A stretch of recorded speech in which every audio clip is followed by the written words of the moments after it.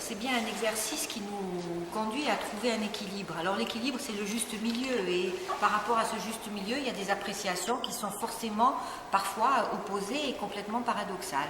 Donc il y a une appréciation après de chacun sur le niveau de protection et sur le niveau de développement autorisé et proposé. Donc aujourd'hui, il ne s'agit pas d'apporter des garanties, je l'ai dit tout à l'heure, l'exercice est un exercice compliqué, perfectible. On doit tendre vers ce qui est le plus juste, le plus équitable, et qui doit respecter l'intérêt collectif.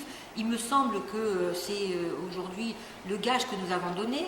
On peut comprendre néanmoins que par des ajustements à la règle, parce qu'il nous faut garantir la sécurité juridique du PADUC, aujourd'hui certains puissent se poser des questions sur effectivement respecter la règle, oui, mais sans remettre en cause les fondamentaux du PADUC. Donc toute la question est là. Il y a une vigilance qui est exercée par l'ensemble des élus et in fine, tout compte fait, cette vigilance, eh bien, nous serons amenés à y répondre de manière ferme et définitive à l'occasion de l'adoption définitive. Il va y avoir une enquête publique, les Corses vont s'exprimer, nous serons aussi amenés à prendre en compte cette expression. Que nous ne protégeons pas assez, je ne crois pas l'avoir entendu comme ça. Il y a bien acté 105 000 hectares d'espace à potentialité agricole. Après, dans les règles de transcription de ces terres dans les documents d'urbanisme, aujourd'hui, on a simplement permis et fait en sorte que les maires puissent user de leurs prérogatives. On a fait en sorte de respecter le principe de libre administration. Ça suppose bien, de s'en remettre et de faire confiance aux élus locaux aussi, aux maires qui, eux, doivent pouvoir élaborer leur PLU dans un rapport de compatibilité. Je crois que contraindre et instaurer des règles qui, trop drastiques, de toute façon seront contre-productives, voire même ne seront pas applicables, n'est pas un gage d'efficacité. Et c'est en ça que je veux rassurer les élus de Fémois-Corsica qui considèrent effectivement que par la possibilité qu'on les mette d'adapter, il y a un risque effectivement d'ouvrir plus et encore.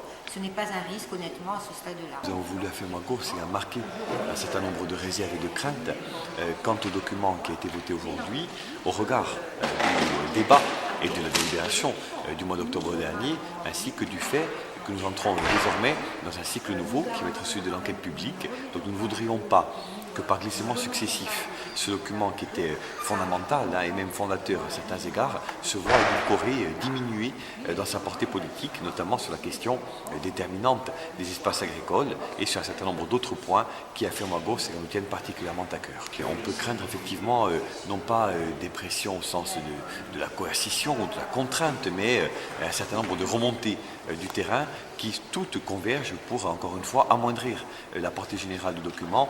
Nous le répétons, à Fémois-Corsica, et je le crois à l'Assemblée de Corse en général, nous sommes attachés à l'idée d'un pacte politique et moral qui nous lie et qui nous engage pour une durée certaine autour d'une vision de la Corse, autour d'un projet de société. Et les choix qui ont été faits ne peuvent être remis en cause à la faveur d'une enquête publique ou de quelques mesures que ce soit. Aujourd'hui, encore une fois, nous voulons nous aussi donner la parole au peuple, permettre une concertation la plus large possible, continuer dans la voie du dialogue et de l'échange, mais en toute hypothèse, ne pas remettre en question ce qui a été acquis au prix de combats démocratiques et politiques, notamment au sein de l'Assemblée de Corse. Ce que nous avons proposé aujourd'hui, mais qui n'a pu être totalement validé, va faire l'objet de propositions nouvelles dans les temps qui viennent. Je le répète, sur la question centrale des espaces stratégiques agricoles, nous n'entendons pas nous limiter au vote d'aujourd'hui. Nous voulons continuer à porter le débat. Certains d'entre nous le feront dans le cadre de l'enquête publique, mais plus sûrement et plus généralement, nous le ferons dans l'enceinte de l'Assemblée, puisque, comme vous le savez, le PADUC va revenir au vote dans quelques mois, au terme de l'enquête publique notamment.